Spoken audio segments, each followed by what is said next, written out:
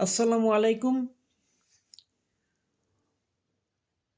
আমি মোহাম্মদ মঈনুদ্দিন চৌধুরী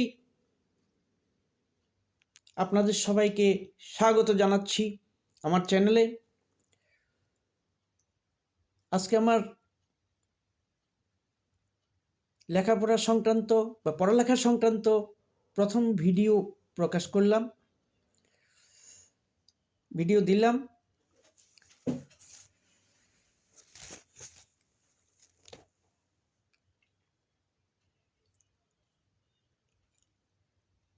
আজকে মনোবিজ্ঞান সংক্রান্ত বিষয়ে আমি আলোকপাত করব।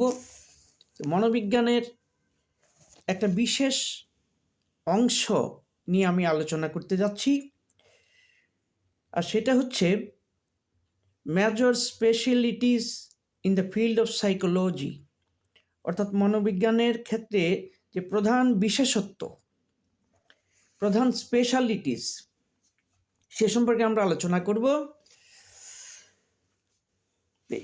এই ক্ষেত্রে প্রথমে মনোবিজ্ঞান সম্পর্কে কিছু বলা দরকার। মনোবিজ্ঞানটা কি? মনোবিজ্ঞান বা সাইকোলজি এই সম্পর্কে সংজ্ঞা দিতে গেলে প্রথমে বলতে হয় যে psychology is the scientific study of behaviour and mental process, অর্থাৎ মনোবিজ্ঞান হলো আচরণ এবং মানসিক বৈজ্ঞানিক অধ্যয়ন প্রক্রিয়া। এখানে দুটো বিষয় জড়িত, একটা হচ্ছে আচরণ আর একটা মানসিক বৈজ্ঞানিক অধ্যয়ন প্রক্রিয়া।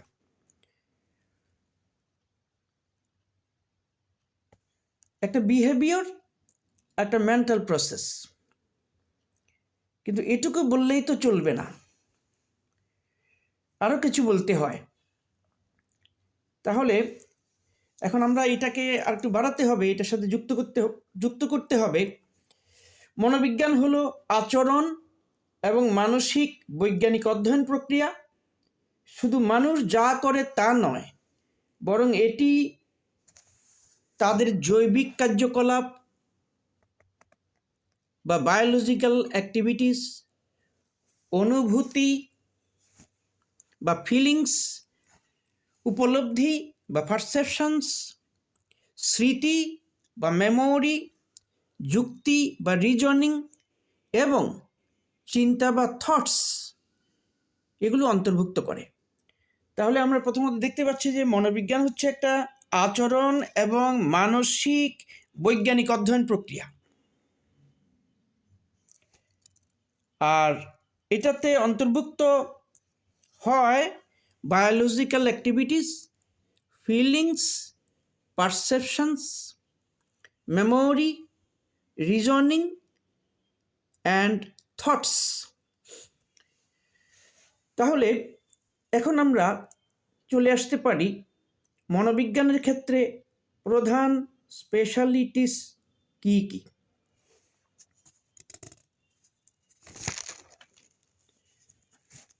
বিহেভিয়ারাল নিউরোসায়েন্টিস্টস বা আচরণগত স্নায়ুবিজ্ঞানী যারা রয়েছেন, তারা আচরণের জৈবিক ভিত্তির বা বায়োলজিক্যাল বেসিসের উপর ফোকাস করেন, এবং পরীক্ষামূলক মনোবিজ্ঞানী বা এক্সপেরিমেন্টাল সাইকোলজিস্ট যারা রয়েছেন, তারা বিশ্ব সম্পর্কে সেন্সিং বা সংবেদন, পারসিভিং বা উপলব্ধি, লার্নিং বা শেখার এবং থিঙ্কিং বা চিন্তা করার প্রক্রিয়াগুলি অধ্যয়ন করে থাকেন। এবারে আমি কগনিটিভ সাইকোলজি সম্পর্কে বলবো, বা কগনিটিভ সাইকোলজিকে বাংলায় বলা হয় জ্ঞানীয় মনোবিজ্ঞান। জ্ঞানীয় মনোবিজ্ঞান পরীক্ষামূলক মনোবিজ্ঞানের একটি বৃদ্ধি বা আউটগ্রোথ। এটি স্মৃতি, জানা, চিন্তাভাবনা, যুক্তি, সমস্যা সমাধান, বিচার, সিদ্ধান্ত গ্রহণ এবং ভাষাসহ উচ্চতর মানসিক প্রক্রিয়াগুলি অধ্যয়ন করে। তো এখানে বৃদ্ধি বলতে এখানে আউটগ্রোথকে বোঝাচ্ছে। স্মৃতি মানে মেমোরি, ইংলিশে যেটা বলা হয়, ইংলিশে আমি বলছি কারণ বাংলায় অনেক সময় বুঝতে একটু খুব জটিল জটিল মনে হয়। আমরা বাঙালি হলেও ইংরেজি শব্দগুলো আমাদের কাছে খুব সহজ মনে হয় অনেক ক্ষেত্রে। যেমন স্মৃতি মেমোরি, জানা নোয়িং, চিন্তাভাবনা থিঙ্কিং, যুক্তি রিজনিং, সমস্যা প্রবলেম সলভিং, বিচার জাজিং, সিদ্ধান্ত গ্রহণ ডিসিশন মেকিং। আর ভাষা তো সবাই জানেন ল্যাঙ্গুয়েজ। তাহলে আমি আবার পড়ছি যে জ্ঞানীয় মনোবিজ্ঞান পরীক্ষামূলক মনোবিজ্ঞানের একটি বৃদ্ধি বা আউটগ্রোথ। এটি স্মৃতি, জানা, চিন্তাভাবনা, যুক্তি, সমস্যা সমাধান, বিচার, সিদ্ধান্ত গ্রহণ এবং ভাষাসহ উচ্চতর মানসিক প্রক্রিয়াগুলি অধ্যয়ন করে। এরপরে আমরা কথা বলবো ডেভেলপমেন্টাল সাইকোলজিস্ট যে সম্পর্কে, তারা কি অধ্যয়ন করেন। ডেভেলপমেন্টাল সাইকোলজিস্ট বা উন্নয়নমূলক মনোবিজ্ঞানিকেরা অধ্যয়ন করেন কিভাবে মানুষ সারা জীবন জুড়ে বৃদ্ধি পায় বা বিকাশ লাভ করে এবং পরিবর্তিত হয় বা চেঞ্জ হয়। এরপরে রয়েছে পার্সোনালিটি সাইকোলজিস্ট। তারা কি করে? পার্সোনালিটি সাইকোলজিস্ট বা ব্যক্তিত্ব মনোবিজ্ঞানীরা একজন ব্যক্তির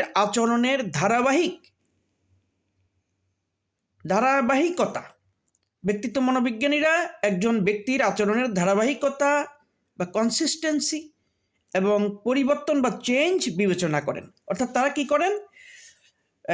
একজন ব্যক্তির আচরণের ধারাবাহিকতা এবং পরিবর্তন বিবেচনা করেন, সেই সাথে স্বতন্ত্র পার্থক্যগুলিও বিবেচনা করে থাকেন তারা, যা একজন ব্যক্তির আচরণকে অন্য ব্যক্তির থেকে আলাদা করে।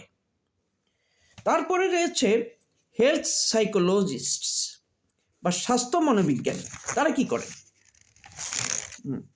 স্বাস্থ্য মনোবিজ্ঞানীরা শারীরিক রোগকে প্রভাবিত করে এমন মনস্তাত্ত্বিক কারণগুলি অধ্যয়ন করেন। যেখানে আবার ক্লিনিক্যাল মনোবিজ্ঞানী যারা রয়েছেন, তারা অস্বাভাবিক আচরণের অধ্যয়ন করেন, রোগ নির্ণয় করেন এবং চিকিৎসা বিবেচনা করেন। আরেক দল মনোবিজ্ঞানী রয়েছেন, তাদের নাম হচ্ছে কাউন্সেলিং মনোবিজ্ঞানী। এই কাউন্সেলিং মনোবিজ্ঞানীরা কি করেন? কাউন্সেলিং মনোবিজ্ঞানীরা শিক্ষাগত, সামাজিক এবং কর্মজীবনের সামঞ্জস্যের সমস্যাগুলির উপর ফোকাস করে থাকেন। এবারে আমরা সামাজিক মনোবিজ্ঞান সম্বন্ধে কিছু বলবো, বা সোশ্যাল সাইকোলজি। সামাজিক মনোবিজ্ঞান হলো মানুষের চিন্তাভাবনা, অনুভূতি এবং কাজগুলি কিভাবে অন্যদের দ্বারা প্রভাবিত হয় তার অধ্যয়ন। এখন আমরা আলোচনা করব ক্রস সাংস্কৃতিক মনোবিজ্ঞান বা cross cultural psychology. Cross cultural psychology বা ক্রস সাংস্কৃতিক মনোবিজ্ঞান বিভিন্ন সংস্কৃতির মধ্যে মনস্তাত্ত্বিক কার্যকারিতার মিল এবং পার্থক্য পরীক্ষা করে। অন্যান্য ক্রমবর্ধমান গুরুত্বপূর্ণ ক্ষেত্রগুলি হল বিবর্তনীয় মনোবিজ্ঞান বা ইভলিউশনারি সাইকোলজি, আচরণগত জেনেটিক্স বা বিহেভিওরাল জেনেটিক্স এবং ক্লিনিক্যাল নিউরোসাইকোলজি।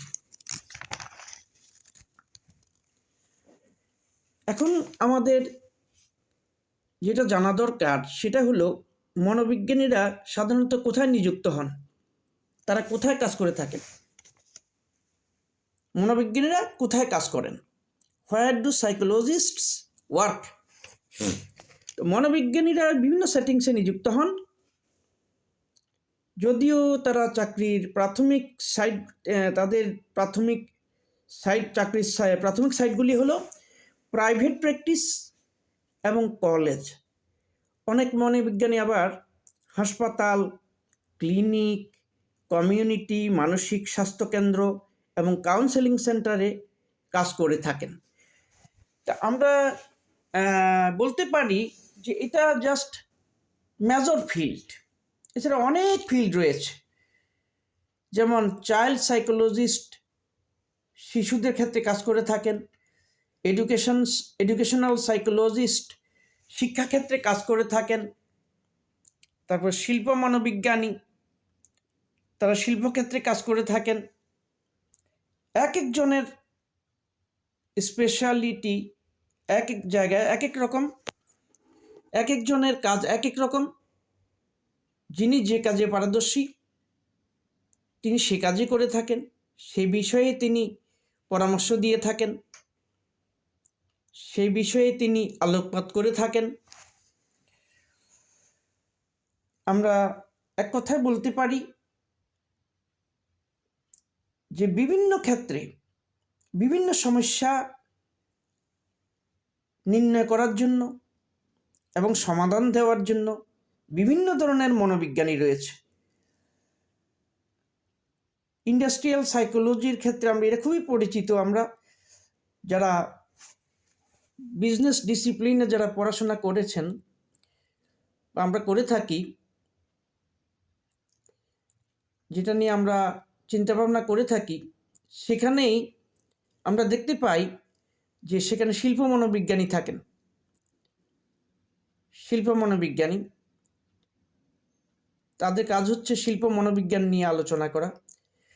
আর এগুলো এক একটা দিক, সার্বিকভাবে মনোবিজ্ঞান সব কিছু মিলেই মনোবিজ্ঞান। একটা হচ্ছে ম্যাক্রো আর একটা মাইক্রো। তো এক একজনের কাজ এক এক রকম, বিভিন্ন ক্ষেত্রে সমস্যার ধরন বিভিন্ন এবং সমাধানের প্রক্রিয়াও বিভিন্ন রকম হয়ে থাকে। তো প্রিয় সুধীবৃন্দ, আজকে আমার শিক্ষা সম্পর্কিত প্রথম ভিডিও আমি দিলাম। ভুল ত্রুটি মার্জনা করবেন। আস্তে আস্তে আমি আরও সক্রিয় হওয়ার চেষ্টা করব। শিক্ষার বিভিন্ন দিক নিয়ে আমি আলোকপাত করব, আমি ভিডিও দেব। তা আপনাদের কাছে বিনীত অনুরোধ, আপনারা আমার ভিডিওটি সাবস্ক্রাইব করে দেবেন, যাতে করে আমি যত ভিডিও দেব সেগুলো আপনারা পেয়ে যাবেন। মাঝে মাঝে দু একটি গানও শোনাবো। কিছুদিন কয়েক বছর আমি গান শিখেছিলাম ঢাকাতে বুলবুল ললিত কলা একাডেমিতে। সেই সুবাদে আমি দু একটি গানও দিয়েছি অলরেডি, আরও দেব। আপনারা যদি সাবস্ক্রাইব করেন, আরও বিভিন্ন বিষয় সম্পর্কে আপনারা আমার ভিডিও পাবেন, যেমন শিক্ষা, সমসাময়িক ঘটনা, সংস্কৃতি, এমনকি ধর্মীয় বিষয়েও পাবেন। আমার যতটুকু ক্ষুদ্র নলেজ রয়েছে, ক্ষুদ্র জ্ঞানের মধ্যেই আমি দেওয়ার চেষ্টা করব, আপনাদের মধ্যে শেয়ার করব, ফেসবুকেও শেয়ার করব। আপনারা দেখবেন এবং আপনাদের সুচিন্তিত অভিমত, গঠনমূলক সমালোচনা ইত্যাদি করতে ভুলবেন না। আমি গঠনমূলক সমালোচনা নিতেও, হজম করতেও আমি প্রস্তুত আছি। মানুষ মাত্রই ভুল করে, আমি ভুলের ঊর্ধ্বে নই। আমিও শিখছি, আমি শিখে যাব। কেননা দোলনা থেকে কবর পর্যন্ত শিখে যেতেই হবে, শেখার কোনো শেষ নেই। সো ভিউয়ার্স, আজকের মতো তাহলে শুভরাত্রি। সবাইকে ধন্যবাদ। আসসালামু আলাইকুম।